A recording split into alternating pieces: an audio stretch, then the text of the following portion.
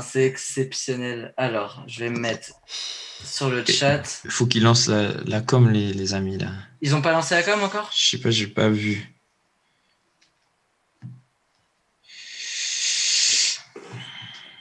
On va très bientôt mettre, et je pense que ce sera dès la prochaine émission, le live débute bientôt, histoire de pas...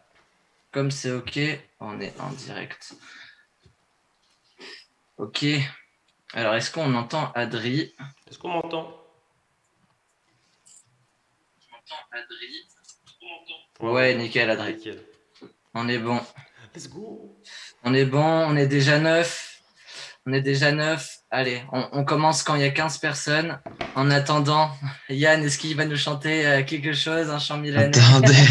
Attends, faut pas que je réveille toute la baraque, les amis. Je suis désolé. Mais quel plaisir. Qu'est-ce que ça fait plaisir d'être ici.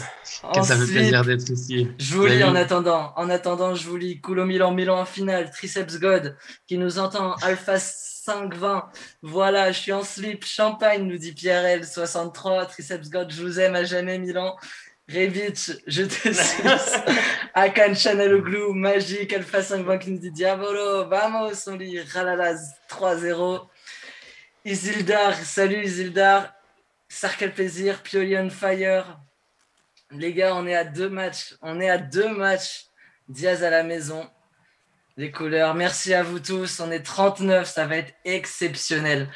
On va commencer. Donc, on va commencer avec l'intro que vous connaissez.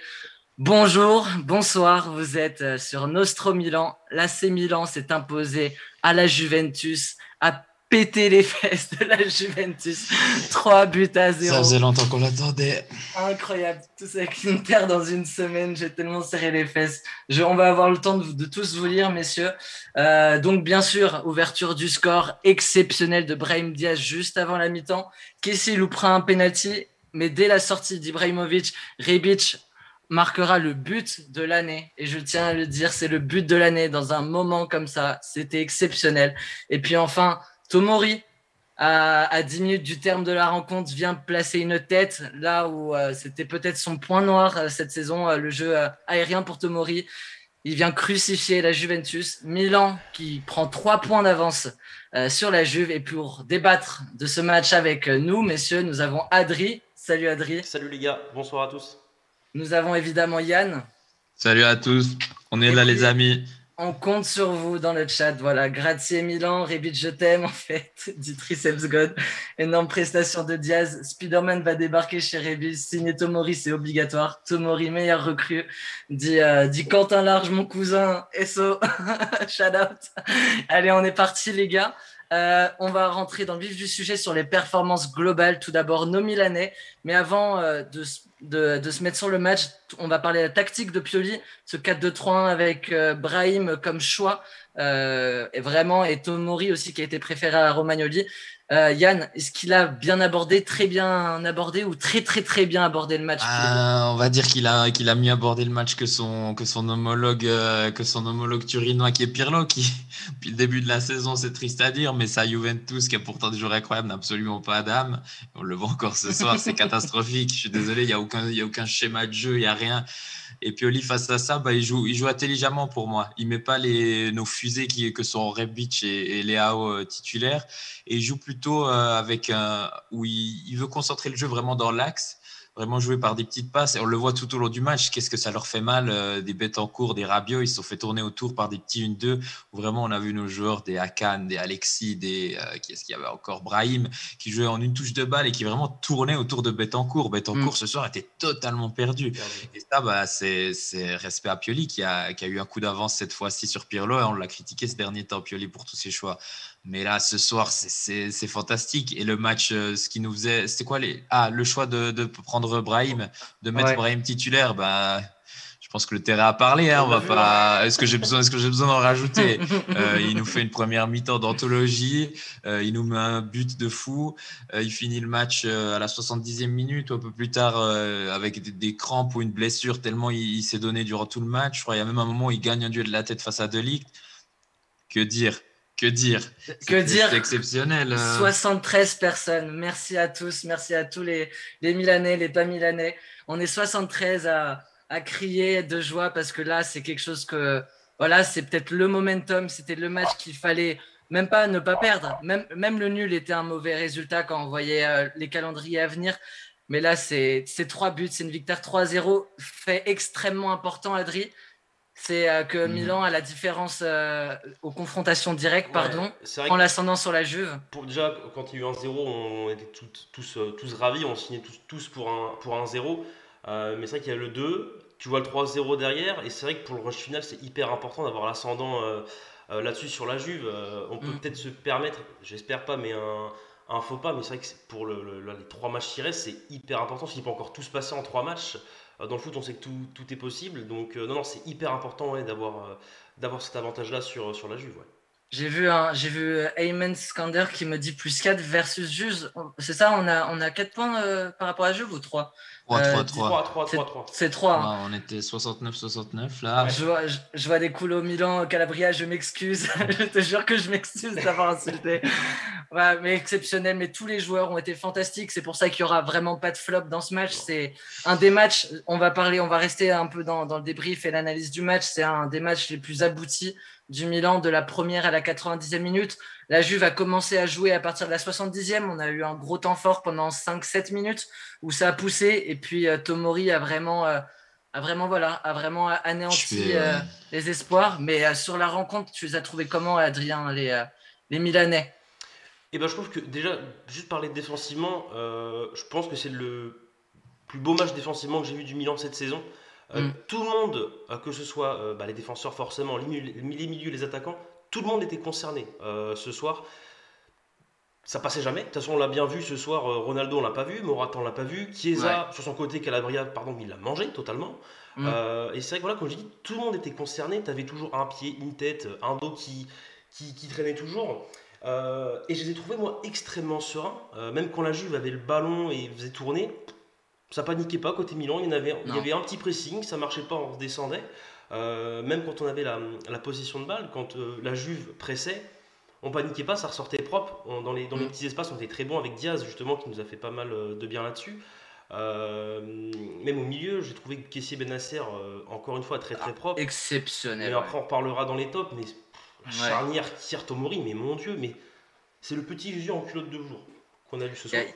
il y a C'était. notre soccer. Il y a notre soccer que vous retrouvez à chaque fois dans l'apéritivo qui crie Ante. Luki Bladcombe fan qui nous dit Donnarumma moyen en première mi-temps. Non. Oui, moi, la première mi-temps, j'étais bon. Il y a 2 corners où il part au chaud, aux fraises. Il y a la sortie bizarre sur la balle en profondeur. Ouais, il fait une sortie un peu Ouais, hasardeuse au milieu je du savais pas ce terrain. qu'il faisait là. Très bizarre la première mi-temps. Il y a un bel arrêt quand même où il va très vite au sol aussi. Mais bon, c'est une victoire 3-0, c'est une clean sheet. Il a eu une muraille Ouais. devant lui. On peut parler de la performance de Calabria, Kier et Tomori qui ont été exceptionnels défensivement. Yann, Il y a la juste rien défense. il y a juste rien à dire. Je m'excuse d'ailleurs, Tomori, cet après-midi que j'annonçais un peu limite dans ses déplacements et que je me disais, alors très fort athlétiquement, mais peut-être des fois un peu limité dans son placement. On l'a vu lors des derniers matchs et j'étais plus pour la titularisation de Romagnoli, mais il m'a fait complètement mentir ce soir parce que son match ce soir est d'une solidité défensive face à des joueurs comme Morata, face à des Ronaldo, il n'y a absolument rien qui passait. Et si Tomori est un petit peu dépassé, c'était Kier qui était là, on avait Calabria.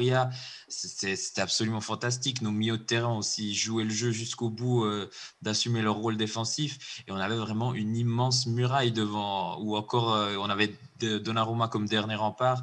Donc non, défensivement, c'était pour moi, ce match, c'est vraiment le plus abouti de notre saison. Nous sommes 130 et on vous lit. Hein. C'est exceptionnel. Hein. Bien sûr, c'est le record. On est Merci les gars. 130 Je en m'attendais direct. pas à ça. Je m'attendais pas à ça. Merci à tous. On cherche, vu qu'on est beaucoup, je vous lance dans le chat un avis de recherche sur Ronaldo qu'on n'a pas vu du match. Hein.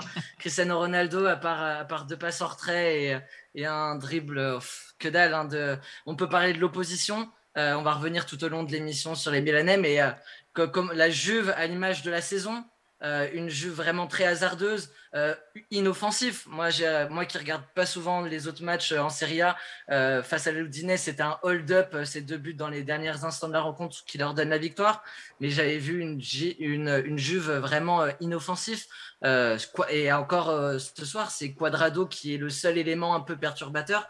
Mais sinon, ça a été très statique toute la rencontre, Adri, la Juventus. Oh bah oui, ils ont quasiment pas été dangereux, à part la frappe de, je crois que c'est Betancourt qui frappe au sol, Donnarumma la reprend bien, mais c'est la seule vraiment action chaude des Turinois. Et c'est vrai que j'avais aussi regardé le match face à l'Udinese, c'est l'un des rares matchs que j'ai regardé de la Juve, honnêtement. Pareil, hein, ça n'a pas été flamboyant, mais après voilà, en plus de ça, quand je le disais tout à l'heure, tout le monde était concerné défensivement. Ouais. On l'a bien vu, hein, Morata, on l'a jamais vu. Ronaldo, tu l'as dit tout à l'heure, à part quelques petites passes en arrière, deux, trois Rien. frappes qui ont été contrées à chaque fois par Kier, Mm. Tomori ou Calabria, on l'a jamais vu, hein, Chiesa pareil. Donc c'est vrai qu'offensivement, c'était très très compliqué pour la Juve ce soir, et tant mieux pour nous, hein. Dans les intentions, Yann, on a eu 11 morts de faim sur le terrain, mais voilà, ils ont été accompagnés par les supporters ce matin. On a vu des Zlatan vraiment lever, les joueurs à l'avant du bus, les supporters à l'avant du bus. Il y a cette accolade et ce regroupement juste avant le coup d'envoi où on a un discours de Zlatan pendant 30 secondes. On est arrivé peut-être avec de meilleures intentions dans ce match et ça s'est vu jusqu'à la 90e minute avec un Salmakers mort de faim, tous nos joueurs morts de faim, Brahim qui fait son match référence à Milan. Parle-nous des intentions. Franchement, moi, c'est que du positif. Ce que je retiens vraiment beaucoup, c'est tactiquement où on était devant, où on a Brahim et Hakan qui ont fait un travail. On parle beaucoup de la performance défensive, mais Brahim et Hakan au milieu du terrain, ils sont restés tout le long du match sur Betancourt et Rabiot, ce qui a empêché totale construction du jeu de la Juve. C'était des longs ballons balancés par Chiellini loin devant. Ils étaient complètement bloqués à cause de l'énorme travail qui a aussi été fait par Brahim et Hakan. Après, tous nos joueurs, tous les astres étaient alignés. Tout était aligné ce soir pour que ça nous réussisse, hein. Hakan, je le trouve excellent ce soir. Brahim, tu l'as dit, hein, il fait pour moi le meilleur match sous nos couleurs. Alexis Salmakers, des fois, techniquement, je le trouve parfois vraiment en dessus de la moyenne. C'est assez impressionnant dans certains petits espaces comme il arrive à jouer. Et ça passait super avec le jeu qu'on voulait offrir aujourd'hui. C'est-à-dire qu'on ne jouait pas forcément dans la profondeur, on jouait dans des petits espaces, des petites combinaisons. Et c'était absolument parfait. Théo, offensivement aussi, qui aurait pu faire très mal en en première mi-temps. Oui, et les joueurs qui sont rentrés ensuite par la suite, Ante Rebic qui vient me mettre une tatane en pleine lucarne, absolument splendide. On a Krunic aussi que pour moi Fait une bonne entrée, fait toujours le taf. Il fait toujours le taf, Krunic, hein. C'est pas le joueur, comme dit, on réagit toujours un petit peu bizarre au moment de rentrer parce que si tu joues à FIFA, c'est pas un joueur que tu vas faire rentrer un Radek Krunic sur le terrain parce qu'il a absolument pas grand chose pour lui. Mais il fait quand même toujours le taf sur le terrain, il se sacrifie, il récupère des ballons, il va au charbon. Et pour moi, c'est encore une bonne entrée du Bosniaque aujourd'hui. Je vous lis un peu Axel qui nous dit Deschamps va-t-il se réveiller? On va parler de Théo Hernandez, de son explosivité qu'a encore souligné Philippe Jeunin, mais c'est exceptionnel cette explosivité qu'il apporte, mais il est inarrêtable. Théo, Rebic, la torpille croate, nous dit Triceps Got, Night Flamme 77, Rebic, le missile, on a senti le tremblement de terre dans mon salon, c'est exceptionnel. Si Pioli réutilise un 4-3-3 la saison pro, vous verrez un tout autre Krunic à son poste.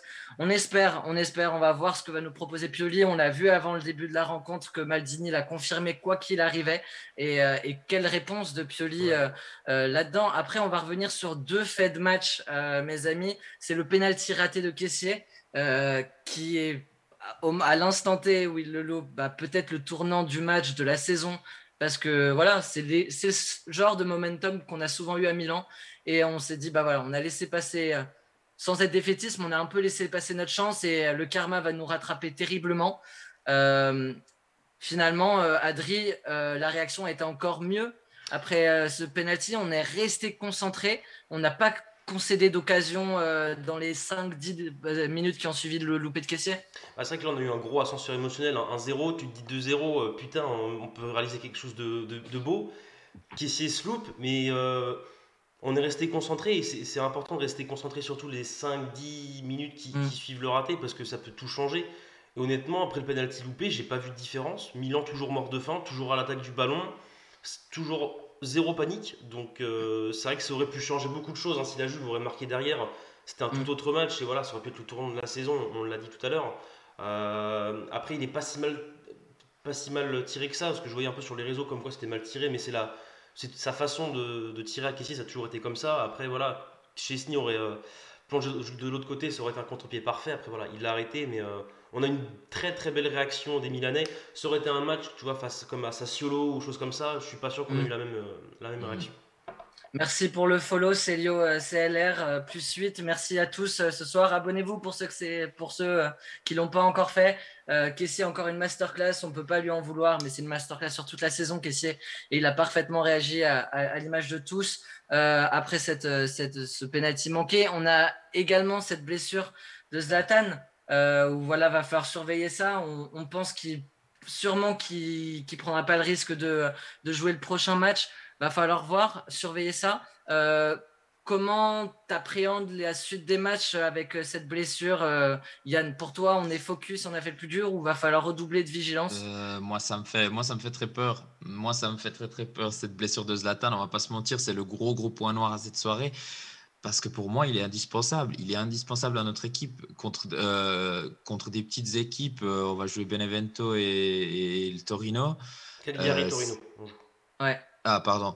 Et ouais, Benevento l'a déjà joué, mais c'est un joueur qui arrive pour moi à vraiment donner ce qui nous manque en attaque pour vraiment avoir un poids sur la surface adverse. Et c'est vrai que son absence contre des petites équipes, je pense au match à Sassuolo où on a galéré, je pense à certains autres matchs contre les petites équipes où on galérait dû à son absence. Ça me fait un petit peu souci. J'espère que les joueurs vont surfer sur cette vague de succès comme nous on est en train de surfer là en ce Ouais. moment et comme les gens dans le chat sont en train de surfer. Il n'y a plus beaucoup de Je personnes vois, ouais. habillées, je crois, dans le chat. Mais ça me fait un petit peu souci. Mais j'espère que Pioli saura trouver les mots, saura trouver les solutions pour pallier à cette absence de Zlatan. Mandzukic, je sais pas ce que vous en pensez, je sais pas ce qu'en pense le chat, mais j'ai l'impression que c'est voilà, hein, il va finir ces quelques mois avec Ouais, nous sur le banc. On va le voir sur les photos des entraînements, mais je pense pas qu'il va apporter, qu'il va avoir son mot à dire sur le terrain. Malheureusement, je crois que c'est un peu mort. Il En va tout cas, falloir recruter, personnellement, ouais. Il va falloir pour moi, c'est recruter. mort. Dites-nous, vous, dans le chat, comment vous appréhendez les derniers matchs sans Zlatan? Est-ce que ça change quelque chose? Est-ce que on va le faire? On va y aller jusqu'au bout avec ou sans Zlatan, comme on a pu le voir en deuxième partie de saison. Dites-nous un peu ce que vous en pensez, et puis on reparlera un peu de ce poste de numéro 9 juste après. Adri, toi, ton avis sur la question, tu penses qu'on peut y arriver sans Zlatan? J'espère que tu vas me dire oui, mais surtout, comment on peut y arriver sans Zlatan pour toi? Quelle est ta solution? Déjà, ne pas mettre Léao en pointe. Déjà, tout simplement. Moi, je garderais tout simplement Rebic en pointe. Après, est-ce que Pioli va pas garder la composition d'aujourd'hui, mais juste en alignant un Rebic en pointe ou aller en pointe? Ouais. C'est possible aussi. Là, faut juste pas te choquer. Là, le Torino Cagliari, faut juste pas te choquer parce que là, on te choque un des deux matchs, on va se foutre une balle dans le pied encore. Mhm. Mais non, non, moi je mettrais un. Même au vu de la rentrée qu'il a fait, moi je mets tous les jours Rebic en pointe. Et on sait que là-haut en pointe, c'est une catastrophe. La compo après a bien marché aujourd'hui, donc je pense que ce serait peut-être dommage ouais, de tout changer. Juste remplacer Ibra et puis voilà quoi. On fait le job mercredi et De Gerbi sort la Juve, nous dit Galim. L'équipe a été reboostée. Là, on peut le faire sans Zlatan. Il nous faut Belotti. On gagnera les 2 prochains matchs. Pas vraiment car Rebic, Diaz et Akan peuvent faire le job, nous dit Ayman Skander. Sans Zlatan et sans Alexis, ça va être dur. C'est vrai que Alexis va être suspendu après son carton jaune. Retour de Castillejo ou peut-être Brahim à droite. C'est peut-être l'occasion aussi d'aligner un Leao à gauche, un Akan en 10 et un Brahim à droite. On les a vus aussi dans le match. On peut revenir un peu là-dessus, Yann. Beaucoup de mouvements et de combinaisons entre Salmakers, Brahim et Akan. On a vu plusieurs fois Salmakers à gauche. On a vu de la liberté offensive et puis c'est peut-être ce qui a permis de se créer beaucoup d'occasions, le fait de ne pas pouvoir installer un marquage un peu à la culotte côté Juve. Moi, j'ai trouvé génial l'entente entre notre quatuor d'attaque, si on peut dire ça, entre Salmakers, Brahim, Hakan et Zlatan, où vraiment ça permutait. Zlatan n'hésitait pas à revenir en arrière, ou Hakan allait ensuite devant. Ça permutait de gauche à droite aussi. Et vraiment aussi dans les jeux de passe, dans les lignes de passe, où ça faisait des 1-2, où ça se trouvait vraiment sans se voir. Et ça, j'ai trouvé absolument génial. Pour les prochains matchs, il faudra essayer de continuer avec ça. J'espère que Zlatan pourra quand même, ça va pas être trop compliqué et qu'il pourra quand même être parmi nous, parce que ça soit au niveau du leadership, hein. La personne, il n'a pas le brassard, mais au début du match, c'est lui qui fait le discours, et on le voit tout de suite. Personne bronche un sourcil, tout le monde est pendu à ses lèvres lorsqu'il fait ce. Et je pense que dans ces moments-là, il est trop important, hein, Zlatan Ibrahimovic. Une autre chose, moi, qui m'a fait un peu sourire, c'est ce début de semaine où on parlait de follow and follow sur les réseaux sociaux. On disait qu'il y avait un problème dans le vestiaire. Chers amis, regardez le match que vous avez vu ce soir, regardez le quatuor d'attaque qu'on avait, comme ils ont permuté, comme ils étaient tous solidaires les uns avec les autres sur le terrain. Et puis on voit que c'était de nouveau bullshit de déstabilisation ou de choses qui sont venues par la presse, par des petits trucs, par des petits signaux. Mais le terrain a parlé ce soir, mesdames, messieurs. Les flops, nous dit Ben 2001-2003. 3 flops, la Juve, Pirlo et Ronaldo. Il n'y aura pas de flop côté Milan. Il n'y aura vraiment pas de flop côté Milan. On a même vu un Zlatan beaucoup moins en réaction par rapport aux petites erreurs tactiques de ses collègues. On l'a vu très peu râler, enfin voilà, toujours dans le bon sens du jeu. C'est peut-être ça qui lui a été reproché et peut-être ça qui a fait clore le débat avant le match. C'est voilà. Peut-être rester dans le match, ne pas trop s'en prendre aux autres et rester focus. Et en tout cas, voilà, l'équipe a très bien marché offensivement, tu l'as dit, défensivement, muraille de Chine. Mais qui sont vos 3 tops, messieurs? Est-ce que vous avez réussi à en sélectionner 3? Yann, dis-moi, comment moi, j'ai le personnage avec qui j'étais pas forcément d'accord de sa titularisation aujourd'hui, c'est Tomori. Il marque un but, derrière c'est une muraille, il anticipe toujours parfaitement bien. Le fait qu'il anticipe, ça peut parfois créer des petits espaces ou des petits problèmes d'alignement sur des pièges du hors-jeu ou comme ça. Ce soir, c'est absolument pas le cas du tout et il nous fait un match XXL. En défense, il y a absolument rien qui passe. Lui et Kier, ils ont fait la paire parfaite ce soir. Et du coup, j'espère que Maldini sortira le portefeuille en fin de saison pour nous le garder à Milan. Mais je pense qu'il faudra voir avec la qualification de la Champions League. Mais pour moi, Tomori, immense match aujourd'hui. Un deuxième joueur qui m'a beaucoup plu aujourd'hui, c'est Calabria. Calabria, sur son côté, il a quand même en première mi-temps un certain CR7. En deuxième mi-temps, ça permute. Il se retrouve très souvent face à Chiesa, qui est un des joueurs les plus rapides de Serie A. Et il perd pas la face. Il reste toujours calme dans ses interventions. Il est très fort défensivement et offensivement. Moi, je trouve qu'il apporte beaucoup. Et là où il a beaucoup progressé, moi, c'est dans ses lignes de passe, où il manque pratiquement aucune passe. Il arrive à alterner jeu long, jeu court, toujours très intelligemment. Et pour moi, c'est un de ses meilleurs matchs sous nos couleurs aussi, Calabria, ce soir, où il a réussi à avoir et Chiesa et Ronaldo dans sa poche. Donc vraiment,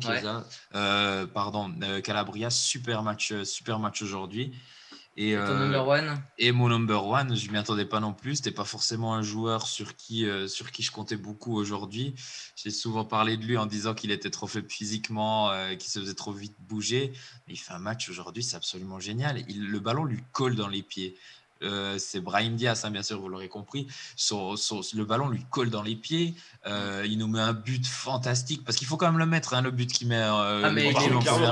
Les buts ce soir sont exceptionnels. Les buts de Rebic et Ibrahim, c'est fou. Il faut la poser sous la latte avec tous les joueurs qu'il y a devant et tout, l'enrouler parfaitement comme ça. Donc déjà ça, et ensuite dans le jeu, il était parfois quand il partait balle au pied, il n'y avait pas beaucoup de place, il n'y avait pas beaucoup d'espace, mais il arrivait à slalomer avec des doubles contacts ou comme ça. C'est lui qui nous obtient le penalty d'ailleurs aussi sur aussi une action individuelle. Donc absolument génial. C'est de très très loin son meilleur match en Rossonero. Et Brahim Diaz pour moi c'est le grand homme du match de ce Milan-Juve. Très bien, donc nous avons Brahim, Calabria et Tomori. Sur le chat, il y a 2 choses. Il y a d'abord le short noir qui est peut-être le top 1, le short noir qui nous porte bonheur. Je lis aussi Tomori, Diaz, Kessié. Avant de passer à toi, je lis un peu ce qu'on nous dit. Donnarumma, on t'oublie pas. Koulo Milan nous dit Diaz, Tomori, Kier, Tomori, Benasser, Diaz. Kessié, Diaz, Kier, Tomori, Calabria, Brahim, Diaz, Tomori, Kessié. Phil Conon, salut. Merci à ceux qui nous rejoignent encore. On est toujours encore plus de 100. Même pour Tomori, Akan pas forcément étincelant, finit quand même son match en mettant un caviar, nous dit Sokar. Voilà, c'est exceptionnel. T'es top, toi Adri. Ça va être comme le chat égal, sur un même pied d'égalité. Moi je mets Tomori Kier. Tomori, premier but sous les couleurs milanais. Un match très très costaud avec Kier. Les deux on fait la paire. Je parle pour l'un, mais c'est pareil pour l'autre. Les deux ont été d'une sérénité incroyable. Les deux ont été irréprochables. J'ai pas noté une seule erreur des deux. Ils ont tenu les attaquants turinois tout le long. Ils ne sont pas fait dépasser une seule fois. La seule fois où il y en avait un qui était en retard, il y a eu la frappe de Betancourt. Mais c'est tout. C'est tout ce que j'ai noté. C'était vraiment impeccable du début à la fin pour le duo. Et j'ai bien peur, moi, du coup, pour Romagnoli. J'étais un peu optimiste. Mais là, quand tu vois une prestation comme ça... On a un remplaçant à 30 millions en la personne d'Alessio Romagnoli là. Va falloir voir aussi à la fin, mais ça on en parlera peut-être un peu plus tard dans l'émission. Mais à la fin de l'année, qu'est-ce qu'on fait de ces joueurs qui ont une grosse cote parce que peut-être qu'on va avoir besoin d'argent à mettre sur des plus gros joueurs et on ne peut pas se permettre de garder un remplaçant à 30 millions, sachant qu'on a des joueurs qui peuvent assurer la rotation derrière avec Gabia, Kaloulou aussi. Donc on en reparlera juste après, je te laisse continuer sur tes tops, mais c'est vrai que le match de la défense est exceptionnel. En deuxième, pareil, j'ai mis Calabria. J'avais un peu peur, moi, sur son côté avec Chiesa, parce que c'est vrai qu'il nous avait fait mal au match aller. Après, Calabria était au milieu, il n'était pas défenseur droit, c'était Dalot. Mais pareil, j'aime beaucoup Calabria, mais j'ai envie de dire, j'étais surpris de son match, parce que je pensais pas qu'il allait tenir comme ça toute la rencontre. Chiesa, il est jamais passé. Il y a eu 2-3 ou 3-4 interventions face à Chiesa, toujours très propre, et à chaque fois il arrive à relancer propre, à repartir en contre. Je l'ai trouvé très très propre, notre latéral droite. Et en premier, Diaz, dans les petits espaces, il était très très bon, petit, agile, donc forcément dans les petits espaces, ça passe forcément. Un but magnifique, il pouvait pas mieux la mettre de toute façon, en plein dans la lucarne, juste au-dessus de Kelleni. À l'origine du penalty, tu l'as dit Yann, puis d'une agilité, d'une rapidité, ça jouait vite en une touche de balle avec Akan ou Ibra, les petits 1-2, voilà, des petits décalages comme ça. Pourtant j'étais très très pessimiste quand je l'ai vu titulaire. Je me suis dit putain, Diaz, tu lui mets un match aussi important. Le mec il est sur le banc, quand il rentre c'est pas toujours phénoménal. Il y a un premier duel aux alentours de la 10e minute aux abords de surface où Diaz se fait bouffer par De Ligt, je sais pas comment on le prononce, mais il se fait bouffer il essaie de prendre et t'as De Ligt qui arrive dans son dos et qui le fout par terre et là tu te dis ouais non c'est vrai que lui dans les duels, mais il est tellement virevoltant, agile, technique, il a une hargne incroyable dans ce jeu. Donc voilà pour mes top 3. Très bien. Eh bien, moi, je vais partir sur peut-être Théo pour varier, parce que j'aurais pu citer les vôtres aussi. Brahim sera premier de toute évidence, mais Théo fait vraiment un match. Alors, il commence très mal avec 3 ballons perdus assez rapidement, mais derrière, il fait une démonstration. Et c'est enfin, pour moi, il y avait eu ce but à la 92e face à la Lazio, mais qui équilibré avec une prestation un peu contrastée. Mais là, on a le match référence peut-être de Théo offensivement. On a une clean sheet derrière où on n'a pas grand-chose à lui reprocher, si ce n'est une seule occasion en tout début de deuxième période menée par Bentancur. Mais sinon, le match de Théo est exceptionnel. Et en fait, on peut être qu'ébahi par ce joueur quand on voit la vitesse et le nombre d'occasions qu'il provoque. Pour un latéral gauche, c'est peut-être 7-8 montées qu'il a fait, où à chaque fois il obtient un coup franc, il obtient une frappe qui est à 2 doigts et on a une bonne tête de Sandro juste avant Ibrahimovic. On a pareil une espèce de frappe aussi juste après. Enfin, c'est le match de Théo, c'est énorme. Vous voulez rebondir là-dessus ? Vas-y Yann, demandeur. Ouais, alors moi j'adore Théo. Je viens de voir passer là dans le chat, Théo a encore trop la tête dans les pieds et pour moi, ça reste son défaut, et peut-être qu'on en reparlera tout à l'heure si on veut reparler de sa sélection en équipe de France. Pour moi, il a un profil trop restreint pour moi encore, Théo. Dans ce match, il fait quelques belles montées. Après, si Bentancur met son but en début de première mi-temps, je suis désolé, mais c'est lui qui délaisse son côté de nouveau, son côté gauche. Après, on va pas commencer à taper sur nos joueurs ce soir, mais Théo, je trouve, il doit encore progresser dans le fait où il faut quand il monte avec le ballon, pour moi, il doit jouer moins en regardant. Il a sa tête dans les pieds, et pour moi, c'est ce qui me gêne encore un petit peu chez le Français en ce moment. Adrien, tu veux Ouais, quelque juste pour chose à dire? rebondir rapidement aussi, je suis d'accord avec ce que dit Yann à 100%. C'est vrai qu'on a aussi beaucoup tapé sur Théo dans les matchs importants, dans les grands rendez-vous. On l'a souvent vu absent, et moi je trouvais, ouais, ce soir, c'était son match référence, entre guillemets, dans un gros rendez-vous, bien que voilà, en début c'était un peu compliqué, et puis voilà, même mis à part aussi qu'il a un peu voilà, la tête dans le guidon, comme on dit. C'est vrai que pour moi, Mm. j'ai pas souvenir d'un bon match comme ça de Théo dans un grand rendez-vous. Très bien. Rossonero 08000 qui nous dit l'équipe tout entière a été grande ce soir. Cette équipe grandit sur tous les plans. Mention à Calabria, Benacer, énorme ce soir. Juste en dessous, Luca Akan 33 qui nous dit Salmakers, joueur de l'ombre, qui joue pour l'équipe, très juste dans son jeu. On s'en rend pas compte, mais il en faut dans chaque équipe des joueurs comme lui. Je suis totalement d'accord avec toi et pour moi, ça va être mon deuxième top. Il n'y a pas de plus ou moins. Vous avez beaucoup parlé de Kier Tomori, donc j'essaie de varier pour mettre un peu la lumière aussi sur Salmakers, qui a vraiment fait un match hargneux et dans une justesse jusqu'au carton jaune où il se pénalise et il sort parce qu'on veut éviter le rouge. Mais sinon, dans les retours défensifs, dans la justesse technique, tu l'as dit avec Yann, et je trouve il y a une progression. C'est peut-être un des joueurs qui a le plus progressé ces derniers mois entre le Makers qui est arrivé en décembre 2020.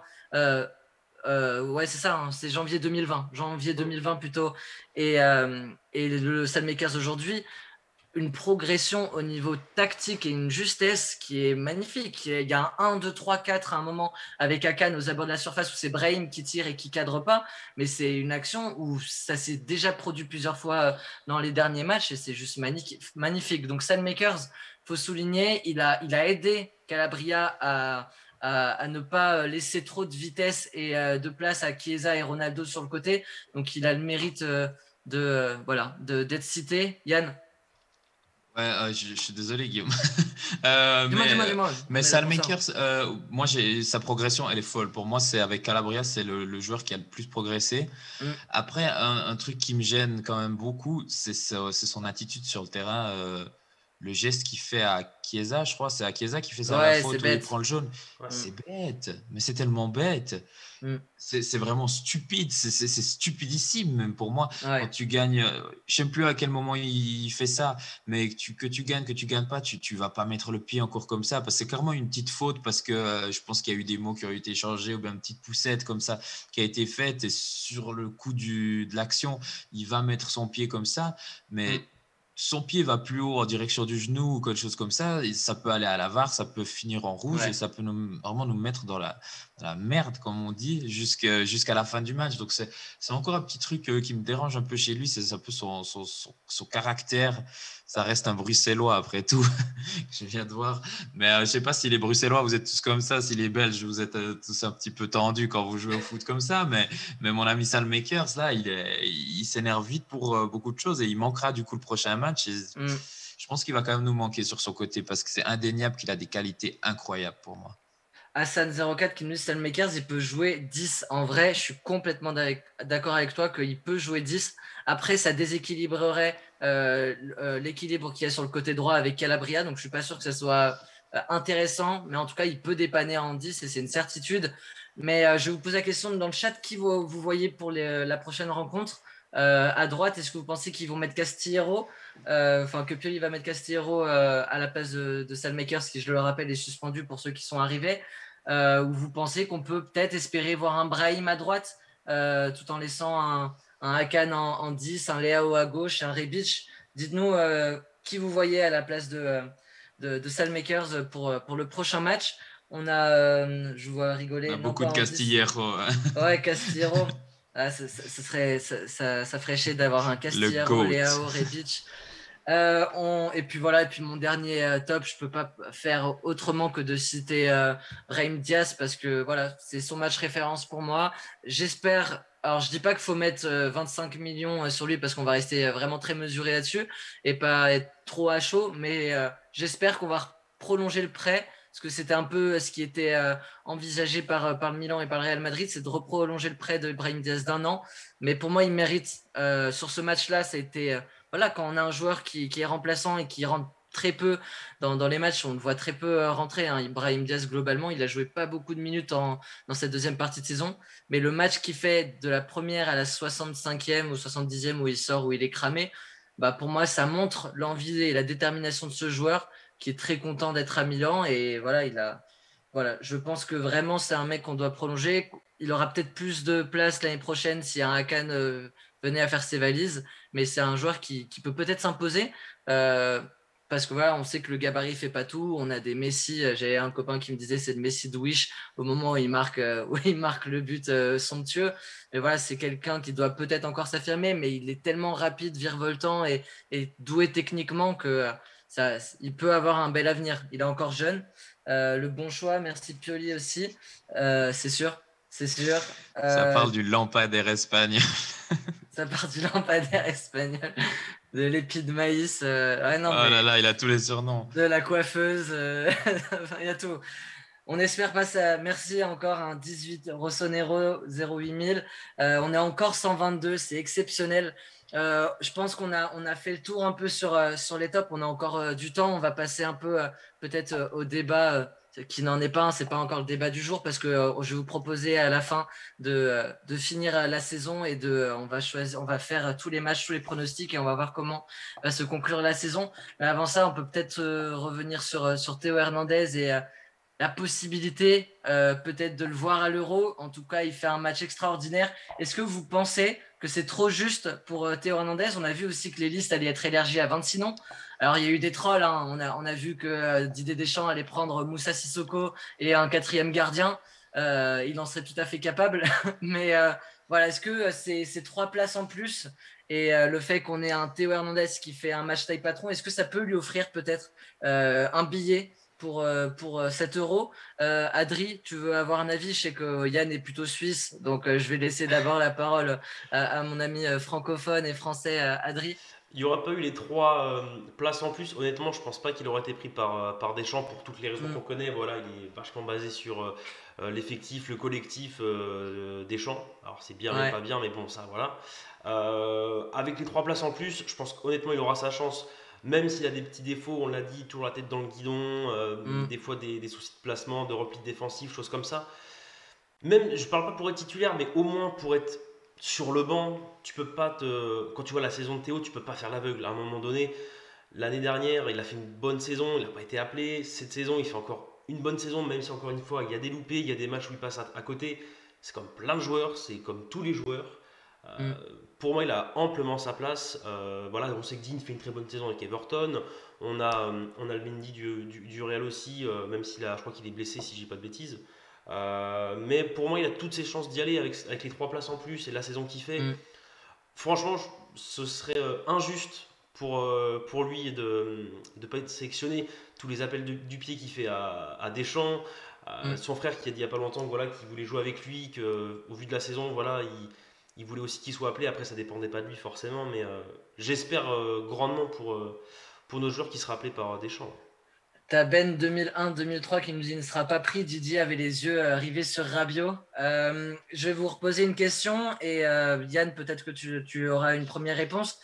Si on parle du niveau et pas en se projetant en étant Didier Deschamps, dans quel range se trouve Théo Hernandez au niveau des latérales gauche français? On a du Digne, on a du Fernand Mendy du Real, on a Lucas Hernandez. Également, on a Benjamin Mendy, Théo Hernandez du coup. C'est quoi? Il est combien? Il est premier, deuxième, troisième, quatrième, cinquième dans cette liste? Dites-nous aussi dans le chat, voilà, 1, 2, 3, 4, 5. Est-ce que c'est le meilleur latéral gauche français pour toi ou pas? Le problème avec Théo, j'en ai parlé tout à l'heure et j'arrive pas à ne pas me mettre à la place de Deschamps. quand tu as des joueurs sur qui tu peux compter, sur des Ben Mendy, sur des Ferland Mendy, qui pour moi arrivent plus à s'adapter. J'ai l'impression qu'un Théo Hernandez, je l'ai vu passer avant dans le chat, certains disaient c'est un peu un Gareth Bale. Et c'est un peu, j'ai l'impression que dans ce poste de latéral gauche, il a pour moi encore de trop grandes lacunes défensives.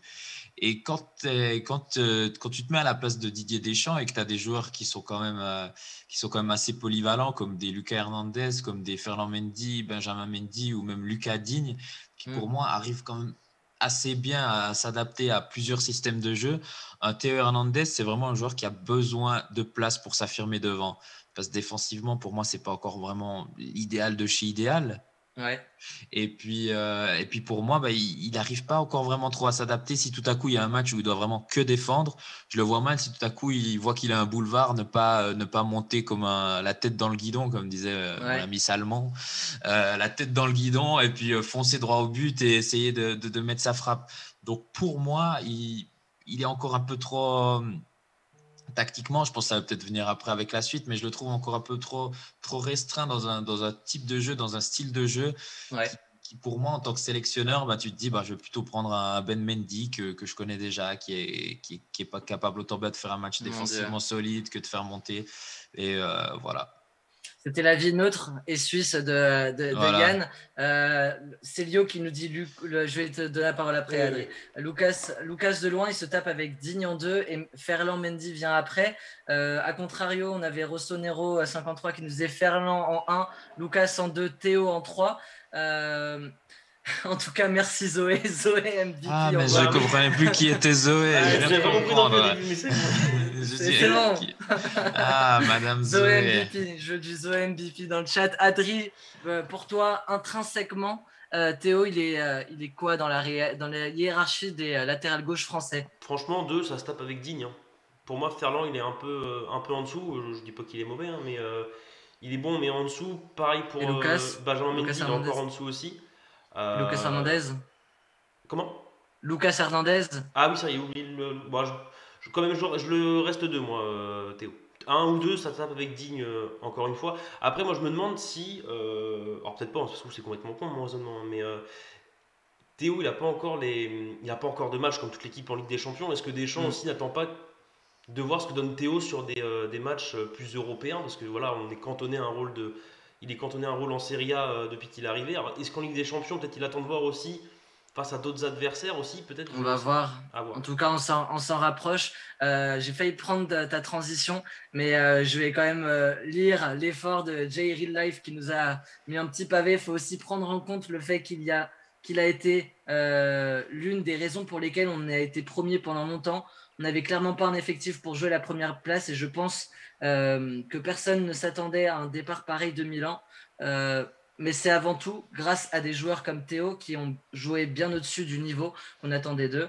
Donc on lui pardonne aussi pour ces quelques méformes qui sont à l'image de toute l'équipe. Voilà, on vous donne la parole si jamais vous voulez vous lancer dans des textes un peu comme ça. On vous donne la parole, bien entendu. Merci en tout cas. On va passer maintenant au vrai débat du jour, messieurs. Bon, je vais partager mon écran. On va voir si ça passe. Mais messieurs, dans un humble tableau Excel, est-ce qu'on le voit? Pierre, je vais zoomer un peu sur. On le voit. On le voit bien, dites-moi dans le chat. Ouais, zoome-le un peu. Adri. Attends, c'est moi qui dois peut-être. Ouais, toi tu peux aussi le zoomer sur ton tableau Excel, je pense. Tac. On va le faire comme ça. On va, si vous le voulez bien, messieurs, faire match par match, essayer de prévoir la fin de saison. Donc on a Milan, Juve, Atalanta, Naples et Lazio. J'ai enlevé la Roma tout à l'heure. Mais match par match, on va essayer de prévoir. Donc dans le chat, vous allez nous aider, victoire, nulle ou défaite. Et puis on va voir ce que ça donne. Donc du coup, si on est bien d'accord, on a Milan qui est deuxième, égalité avec l'Atalanta à 72 points. La Juve à 69 points, la Napoli à 67 et la Lazio qui n'a pas encore joué le match face au Torino en retard. Mais j'avais mis, du coup, vous voyez Vérone 6. J'ai prévu que la Lazio tape le Torino, mais on pourra en redébattre. Est-ce que je regarde juste si tout le monde voit. Tout le monde voit? Propre le Excel. Ouais, on fait comme on peut. On n'a pas encore les moyens de Beansport, mais bon, on va y venir tranquille. Voilà, on est entre nous. On va commencer par la prochaine rencontre. On est OK sur les stats. Je ne sais pas si quelqu'un a un classement en direct ou qu'on ne part pas sur des mauvaises bases. On est bien sur ce classement-là en termes de points. Je regarde dans le chat. Naples 70 qu'on me dit. 9 points à prendre, Basta, nous dit Rossonero. Ouais, le Napoli a 70 points. 70, excusez-moi. Ils ont fait quoi, Napoli? C'est où qu'ils ont pris les points? La Spezia? Udinese? Ils ont joué à Udinese? Non, bref. Non. On va leur mettre si, au pire. Il leur reste bien 3 matchs et la Lazio à 64.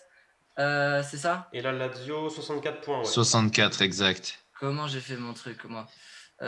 Tac, on va faire comme ça et on va en mettre 2 ici, même si ça n'a aucun sens. Bon, on part du coup tous. Alors, Milan-Torino, dans le chat, qu'est-ce que vous nous dites? Victoire, nul ou défaite pour le prochain match de l'AC Milan à l'extérieur au Torino? C'est ce mercredi, je crois. Voilà, c'est ça. Adri, Yann, vos avis d'experts avec un grand H? Au Torino, pour moi, c'est victoire.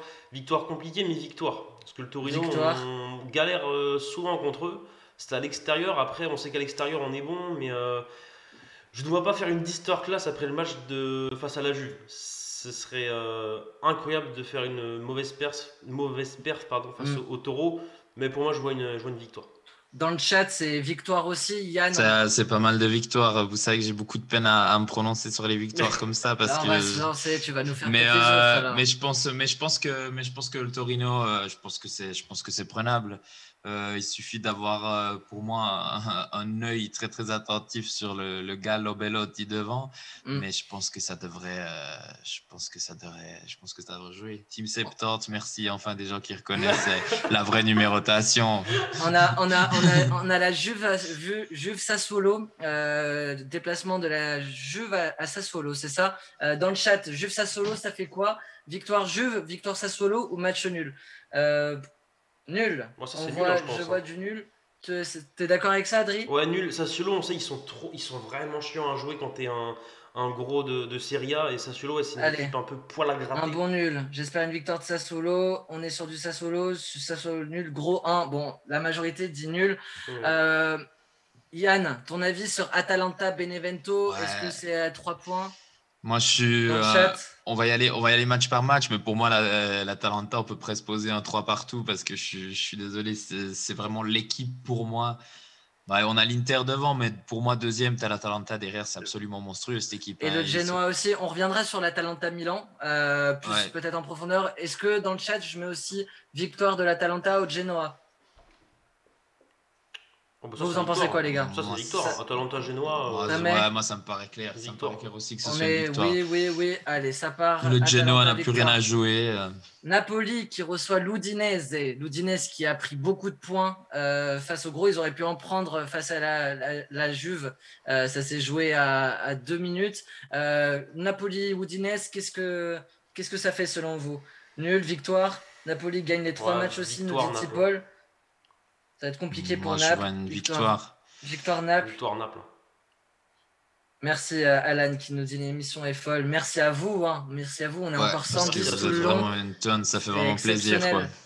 Tout ça pour vous dire que l'année prochaine et peut-être jusqu'à la fin de la saison, les débriefs seront comme ça en direct sur Twitch dès la fin des matchs. Comme ça, on pourra en parler tous ensemble. On espère qu'on va faire grossir la chaîne. La fraude de Paul vient de nous annoncer Sokar.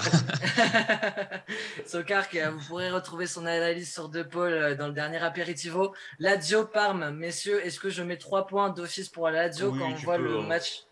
3 points, le chat c'est validé. Attends, Napoli tombe sur un nul, victoire du Napoli, Naples easy, bon, ça reste quand même Naples victoire. Lazio, Parme, 3 du coup, on aurait dit. Ok. Ensuite, nous avons Milan-Cagliari. Milan-Cagliari, messieurs, dans le chat, victoire. Je vois un match nul, moi, je sais pas pourquoi je vois un match nul. On récupère Alexis Salmakers lors de cette rencontre.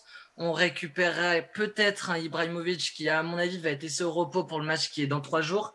Victoire, nul. Nul, nous dit Rossonero 53. Match piège, un nul. Je suis tout en d'accord avec restant. Gagné, je suis d'accord avec lui. On gagne toujours à Cagliari, nous dit Hassan04. Est-ce que Milan est vraiment capable de gâcher cette victoire en faisant un pauvre nul à domicile face à Cagliari et de se saborder? Ah, franchement, ils sont capables. Hein. Ah, Victoire décisive ce pour la serait qualif à dramatique. 78. Ah, ça serait Doublé de dramatique, ça, Samo. c'est Ce sûr. serait Doublé vraiment de Samo. dramatique, mais Doublé de Samo et on passe au suivant. Victoire, c'est possible. Oui, MDR, mais ils vont gagner. Classement final, Inter, Atalanta, Milan 79, Napoli, Juve, gagné. Allez, on va. Je pense qu'on en a fait le plus dur avec la Juve. On va quand même gagner Cagliari. Là, c'est un gros match. Juve-Inter. Est-ce que vous pensez comme moi que l'Inter va offrir sur un tapis rouge cette rencontre en mettant une équipe à la con? Ou est-ce que les Interistes ont un peu d'amour-propre et viendraient à gagner contre la Juve?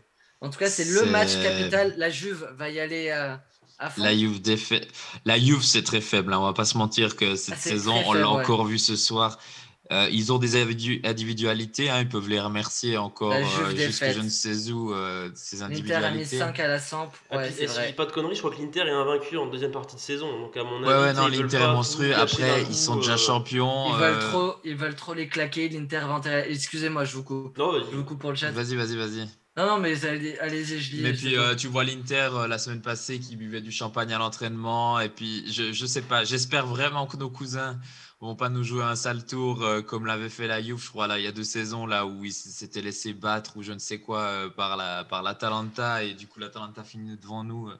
Mais je pense que la Juve. Ouais, ils vont pas lâcher l'Inter, hein, ça m'étonnerait pas. Attendez, parce que là, là, on aurait 8 points d'avance sur la Juve. Et c'est gagné, messieurs, non? C'est gagné. Là, ce serait déjà. Attends, parce que si on enlève ça, on va passer au match d'après. Mais si on enlève ça, là, on aurait que 5 points. Donc, il faut quand même choper des points face à Cagliari et que l'Inter se saborde face à la Juve. Ok, on passe au match d'après. L'Atalanta, c'est réglé. Napoli-Fiorentina. Fiorentina à l'extérieur. Donc, Fiorentina qui a gagné la Lazio hier. On peut peut-être espérer un Vlahovic on fire qui veut qu'on sorte la quicheta sur lui et qu'un gros d'Italie sorte la quicheta cet été. Donc on peut peut-être espérer une masterclass de Vlahovic face au Napoli. Vous en pensez quoi? Nul Fio Naples, victoire Naples, Vlahovic nous dit Hassan04, victoire Naples, nul entre Naples et Fiorentina. Nul, il y a moyen. Moi, Vlahovic, il est dans une forme exceptionnelle. Vlahovic, on espère il nous suffit de faire un 6 sur 6. Ouais, il nous faut 6 points et c'est réglé. Nul ou défaite de Naples. Nul. Je vois quand même pas mal de nuls. Vous en pensez quoi? Vous tranchez, les gars? Nul, victoire? Nul. Nul. Ouais, moi, je pense. Ouais. Nul. Moi, je les vois. Moi, le Napoli, depuis qu'Osimhen est là, c'est un autre Napoli. Hein. Si Osimhen, pour moi, c'est très clairement, si Osimhen était là toute la saison, le Napoli serait bien plus haut que ce qu'il est maintenant. Napoli, le truc, c'est qu'il y a aussi Gattuso et la place qu'il y a. Il y a beaucoup de négociations avec la Fiorentina. Je dis pas que ça va changer quelque chose, mais déjà dans la tête de Gattuso, c'est un hasard que ça tombe sur le match face à la Fiorentina quand je dis ça, mais peut-être que Gattuso n'a plus la confiance à l'heure actuelle, c'est qu'il va déjà partir et puis voilà, peut-être qu'il aime encore le Milan et qu'il va peut-être pas faire trop d'efforts. Après, c'est quelqu'un qui a des principes, hein, Gattuso, je m'enflamme peut-être un peu, mais pour moi c'est un match où le Gattuso game 2-2, on doit faire 6 sur 9, nul contre Udinese, Naples, vous allez voir. Ok, on retient qui nous dit ça? Nul. Hassan04, on retient. Et on puis, verra. Guillaume, faut pas oublier que la Fio aussi, là, c'est quand même sur 4 matchs sans défaite.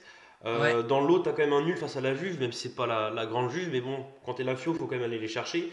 Et un beau 2-0 face à la Lazio, tu vois. Donc, ouais. Il y a pas trop d'échecs. La Fio, c'est à domicile de la Fio. Donc, il y a un monde, franchement, où la Fio, ils peuvent faire quelque chose. Hein. On a ensuite le derby romain, Lazio-Roma. La Lazio explose la Roma. Est-ce que la Roma arrive un peu à sauver sa saison? Parce qu'elle n'a pas sa saison, mais son honneur. Parce que je sais que c'est un derby qui est très important. Et peut-être que pour eux, c'est important de au moins gagner un match, un gros match. Et ce serait bien face à Roma, Lazio. Victoire Roma pour moi. Ouais, moi, je vois bien la Roma. Je vois bien la Roma. Ils n'ont plus rien à jouer. Ils ont plus que ça à jouer. Peut-être qu'à 2 matchs du terme, ça ferait plaisir dans leur saison. Roma, match nul. On est très optimiste quand même, passe au concurrent direct, mais Roma pour aller en Conference League. Lazio, ils sont finis depuis hier. C'est vrai qu'il y a eu cette défaite. Est-ce qu'on met la victoire de la Roma? Moi, je pense à nul. Ouais, moi, Perso, je vois bien une victoire de la Roma, ouais. Franchement, je pense à la Lazio, c'est fini pour eux. On va mettre victoire de la Roma, donc 0 point remporté par la Lazio, et on va aborder cette dernière rencontre. Alors, est-ce que là, tout serait joué? On a l'Atalanta et le Milan qui seraient deuxième et troisième, et là, donc, en partant de ce principe-là, Milan serait officiellement en Ligue des Champions, Ouais. vu qu'elle compterait 8 points d'avance sur la Juve et 4 sur le Napoli, suffisant. Voilà, nous sommes combien? 104. Vous êtes 104 à avoir voté avec nous, et Milan pourrait, si on est optimiste et si on gère bien notre Torino Cagliari avec toutes les confrontations qu'on a à côté en parallèle, Milan qui pourrait jouer à l'Atalanta en pantoufle avec Kalulu Gabbia titulaire, avec Aogué avant-centre et Romagnoli en charnière. Qu'est-ce que ça me paraît pas mal? Cette histoire Atalanta Ouais, va encore ouais. nous battre comme d'hab. Ouais, moi je pense que Moi, le je dernier pense match. que je suis désolé, j'ai pas l'impression qu'on ait une chance face moi, à cette perso, Atalanta. je vois vraiment un nul ou une victoire. Quand tu vois l'engouement qu'il y a eu J'ai tellement aujourd'hui envie. avec Ouais. les supporters sur les réseaux, les choses comme ça, face à l'Atalanta, ça sera pareil. Parce que là, du coup, tu joueras pour une deuxième place. Mm. Tu auras un Ah, et engouement puis incroyable, je pense. Moi, je vois un nul ou pour une notre victoire. honneur aussi face à ces Bergamas qui nous Ah, narguent depuis un bon Il y a, moment. il y a Sandwell 11 qui nous dit contre Atalanta Gasperini, il ferait tourner son équipe parce qu'il y a la finale de Coupe d'Italie, donc je dirais nul. Si les deux équipes sont qualifiées, c'est une bonne. T'as raison. T'as Mhm. dit quoi, Yann? Non, mais c'est aussi quelque chose que je voulais garder en tête, c'est que la Juventus et l'Atalanta ont encore une finale de coupe Mm. à jouer là au milieu. Donc, Ouais. Ouais, si la à Juve voir, perd ouais. mercredi et que nous gagnons, on sera quatrième à minima. Nul pour moi, je pense. Ouais, que c'est Hassan qui nous dit il faut avoir de la dignité. Je suis d'accord avec toi. On se fait taper chaque année. On a eu des 3-0, des 5-0. On n'arrive jamais à les battre. Là, on est à l'extérieur. Ouais, on part sur le nul. Ah, nul, ouais, je suis d'accord. Sur le nul, Atalanta-Milan. Et puis, Juve-Bologne, ça gagnerait quand même. Je pense que ça gagne. Ouais, Ouais. ça Ça gagne quand gagne. même. Ça gagne dans le chat. Juve-Bologne. Je pense. Hein. Mhm. Juve-Bologne, ils vont quand même en gagner un. Non, Ronaldo, il a encore des buts à mettre là pour contre l'Atalanta. Théo, ailier gauche. Aougué, ailier droit. Holzer en 10. Et soyons fous. Et peut-être le retour de Maldini, peut-être dans un match comme ça sans Ça ferait enjeu. plaisir de Ça ferait voir plaisir de enfin, revoir. enfin sa petite tête. Ouais. Ouais, Juve, on est d'accord. Napoli-Vérone. Napoli, hélas Vérone, j'entends. C'est C'est quoi, c'est à pareil. domicile, c'est à Ah, l'extérieur? est-ce qu'il y aurait de l'enjeu encore entre la Juve. Non, ce serait mort aussi pour la Juve par rapport au Napoli. Donc en gros, Mhm. il y aurait plus de. À la dernière journée, il y aurait plus de suspense pour la course à la Ligue des Champions. Donc le Napoli, Et Napoli gagne quand même Ouais, contre en plus, Vérone c'est pour moi. Vérone qui se victoire Naples. déplace. Ouais, donc, Naples. Et là, ouais. c'est très compliqué à jouer. On est d'accord sur une victoire de Naples quand même à la fin. Mhm. Ouais, ils ont toujours des Osimhen, etc. Sassuolo Lazio. Messieurs, je vous laisse. C'est un match qui n'est pas facile à pronostiquer pour C'est le pas coup. facile, surtout que je crois Sassuolo. Maintenant, je sais plus exactement avec le classement avec la Roma où est-ce qu'on en est, mais c'est pas que ils doivent se jouer une place qualificative pour l'Europa Ouais. ou quelque chose comme ça. Sassuolo va jouer à fond, selon moi, un nul. Hmm. Ah, c'est à Sassuolo en plus. Ouais, nul, hein. Ouais, c'est à Sassuolo. Ah, nul, il y a Sassuolo à moyen de mettre Moi, domicile. Sassuolo je pareil aussi. Donc, je verrais bien un nul personnellement. Parce ouais. que Sassuolo, tout n'est pas encore perdu pour eux. Ils peuvent Hmm. encore avoir l'Europe cette saison et du coup, 56, ouais. 56 Sassuolo, 58 Roma. Donc effectivement, Ouais, il et y a ils ont un enjeu vraiment les deux en là-dedans. tout à jouer encore la Roma. Donc Ok. moi, je vois bien un nul. Sassuolo qui irait prendre la Lazio. Après, ce serait la Juve, Lazio, Naples. Pas bête ce qu'il dit Hassan dans le chat là. Des Zerbi au Shakhtar, ça peut faire mal au vestiaire. Ouais, après, il a tellement Possible. apporté que je pense pas que ça. La Lazio, c'est l'équipe la plus improbable. On est d'accord, c'est pas évident. Est-ce qu'un match nul serait pas le score le plus facilement pronosticable? Est-ce que Mhm. on peut Ouais, moi rester je pars sur là-dessus? un nul en vrai. On a donc ce classement final. Vous êtes 104 témoins, plus vous deux, Adri, Yann. Milan, on peut le dire, qui a fait un grand pas en avant dans ce match-là. Je vais vous poser une dernière question pour conclure cette magnifique émission. Dans le chat, Milan se qualifie en Ligue des Champions. Milan qui, du coup, fait du bien dans ses finances. Est-ce que on sort la quicheta pour Vlahovic? Est-ce qu'on sort un 50 millions, si ce n'est plus, parce que je crois qu'on parle d'une somme autour de 60. Mais dites-nous dans le chat, est-ce on sort la quicheta pour Vlahovic et on se trouve un attaquant qui va jouer une vingtaine, 25 matchs en doublure de Zlatan qui jouera de moins en moins? Vlahovic, non. Bellotti, 100%. Gaëlim nous dit. Oh, Oui, Vlahovic. Bellotti, 28 ans, je rappelle.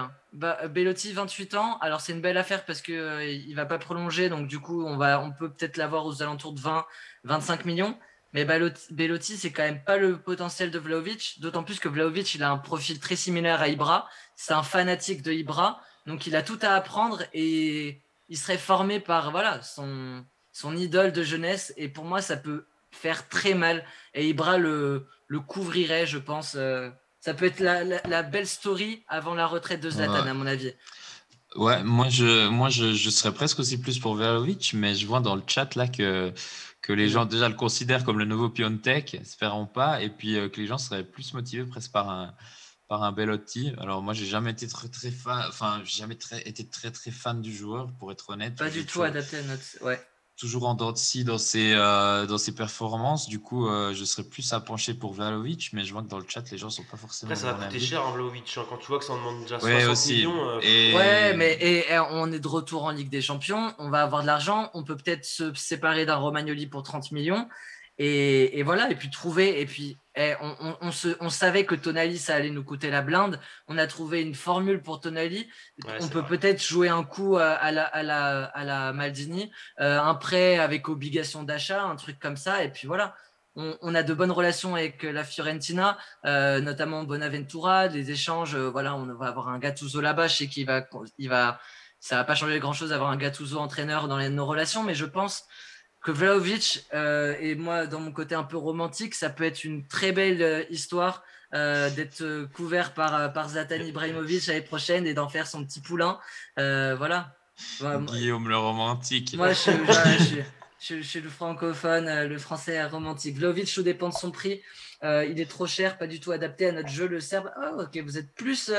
Il aime bien Zlatan, Bellotti, mais même Sheva le valide. Trop cher. Vlahovic, ça peut faire un Piatek. Vlahovic, mais c'est obligé. Scamacca nous dit. Scamacca, je serais un peu plus réticent. Quoi, il a dégagé Raiola, hein, je crois. Hein. Scamacca, cette semaine, il y a un truc comme. C'est ça, hein. Scamacca a dégagé Raiola. C'est pas une blague, il est vraiment bon. Bellotti, ouais. Moi, je pense qu'il faut, honnêtement, Bellotti, il aurait fallu le prendre il y a 2 ans, quitte à le prendre 35 millions il y a 2 ans, mais je pense que maintenant, pour jouer la Ligue des Champions, c'est peut-être un peu faiblard. Et je retourne ma veste parce que c'était pas du tout mon discours il y a 6 mois à la trêve où je me disais ouais, ça pouvait être pas mal. C'était peut-être le seul gros attaquant qui acceptait d'être doublure de Zlatan à peu près, tu vois, à 20 matchs chacun. Là, je pense de plus en plus pour un jeune. Ouais, Vlahovic, ça me semble pas mal. Après, c'est sûr qu'il faut pas mettre 60 millions cash. Et je me dis, si on trouve un truc de 30 millions première année et puis 15-15 sur 2 ans d'après, tu vois, ça peut être un truc où on se retrouve avec un Tomori à 28 millions et puis au final, au bout de 6 mois, on se dit, bah, c'est bon, Tomori, il en vaut 45, quoi.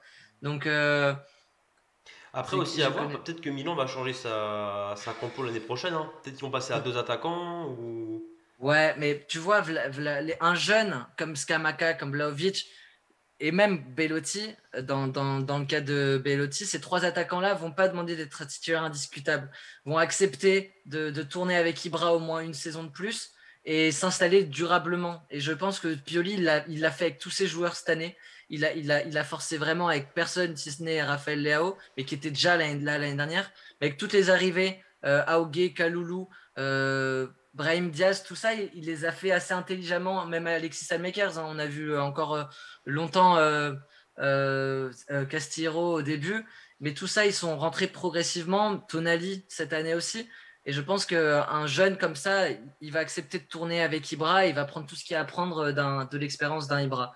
On ramène Crispo, il va prendre le 7. Ouais, surtout pas donner le 9 à Vlahovic, hein, surtout pas. Non, mais tu vois, on vend un Castillejo 15 millions. Tu vas me dire ce que tu en penses si c'est jouable. On vend un Castillejo 12-15 millions. On vend peut-être un Romagnoli 30, voire 40 millions en Angleterre. Parce que peut-être Romagnoli, on se dira, il a fait son temps. Peut-être qu'on va se dire Tomori. Si on lève 28 millions pour Tomori, on va peut-être devoir se séparer d'un Romagnoli à 30. Tu vois, dans l'idée. Est-ce que tout cet argent, ces quelques ventes-là, peut nous permettre au lieu de mettre 20 millions sur Bellotti, d'avoir une enveloppe un peu plus conséquente pour mettre sur un Scamacca et péter la tirelire sur un Vlahovic. Dites-nous dans le chat et dis-moi, Yann. Pour moi, mettre autant sur un joueur comme ça, c'est vrai que ça fait peur, mais j'ai l'impression qu'il faut oser les paris. On a osé poser, je sais plus, pas grand-chose sur Salmakers, il en vaut beaucoup plus. On a osé se lancer sur des Benacer.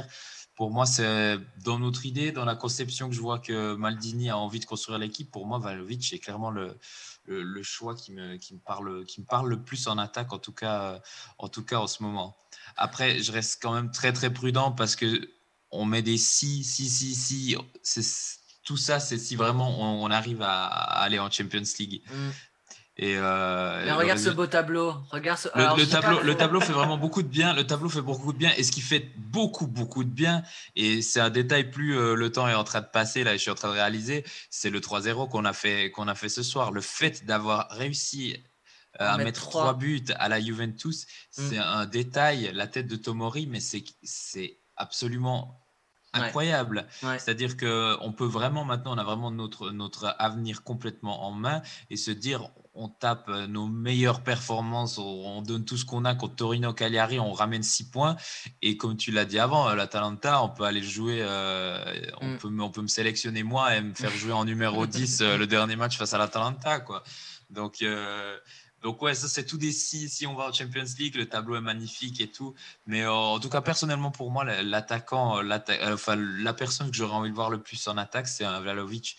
J'ai l'impression que pour scorer un attaquant quand même assez bon, faudra mettre la main au portefeuille. 60 millions, ce serait peut-être un prix de départ très haut, dans le sens où il a une saison avec la Fiorentina et au niveau de la marge, c'est ce que vont penser les dirigeants, au niveau de la marge bénéficiaire dans 2-3 ans, bah peut-être qu'en partant d'un prix si haut, peut-être que ça peut être compliqué. Après, voilà, comme je vous dis, la formule du prêt avec option d'achat sur plusieurs années, c'est quelque chose qu'on a fait quasiment sur tous nos transferts. C'est possible. Adri, on y croit à cette qualif? Dites-nous dans le chat si on y croit à cette qualif et si on va le faire. Moi, je suis confiant, on va dire, à 80%. Quand tu vois le Torino, Cagliari, c'est des équipes prenables. Là, on a clairement notre destin entre les mains. Là, si on se foire, ce sera notre faute et puis c'est tout.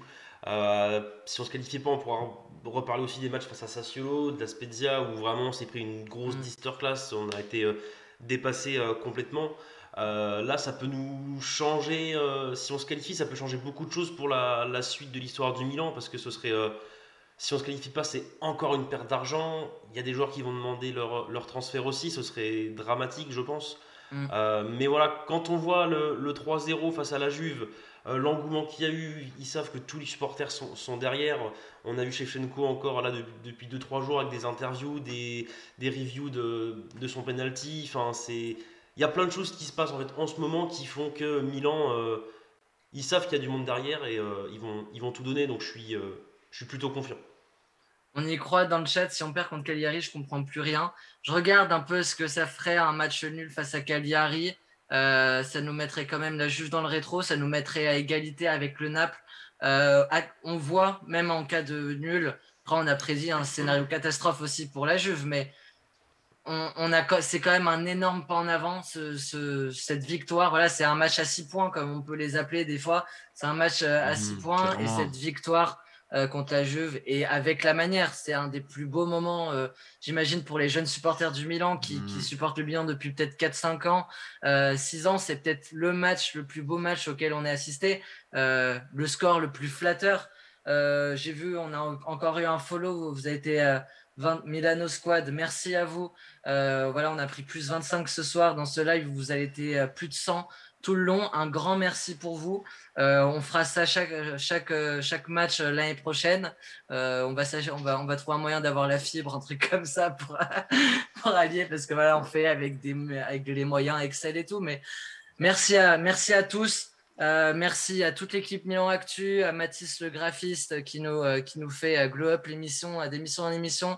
Merci à Adri qui héberge. Merci à Yann, à nos Belges, à Yann, mais à Yann qui est là depuis le départ et depuis bien longtemps, qui a permis à Milan Actu de grandir. Merci à vous, parce qu'on est parti de zéro il y a quelques mois sur Twitch. On est déjà 275 et c'est énorme d'être 275 à parler du Milan chaque semaine.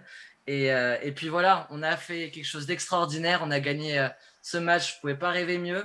Milan a gagné 3-0 contre la Juve à la Juve. Et puis Milan est presque, en tout cas, à 3 orteils, 4 orteils, peut-être un pied en Ligue des Champions. On va croiser les doigts, je vous lis une dernière fois. Merci à tous, en tout cas, pour vos messages. Soyons fiers de cette équipe, tous ensemble jusqu'au bout. Forza Milan, per sempre, nous dit Rossonero 08000. Ce soir, on dort bien, c'est sûr. Et puis voilà, on va se retrouver mercredi soir pour le débrief du match face au Torino. On sera là encore en direct après le match sur Twitch avec Adri et Yann. Hein. Vous serez là, les gars? On sera là. On sera de la partie, je crois, pour la fin de saison. On va mettre tout ce qui est hors Milan de côté. Merci, buonanotte, comme nous dit Kenshiro Rosso. Allez, bonne soirée, merci à tous. Ciao les gars, salut. Ciao tout le monde, merci à tous.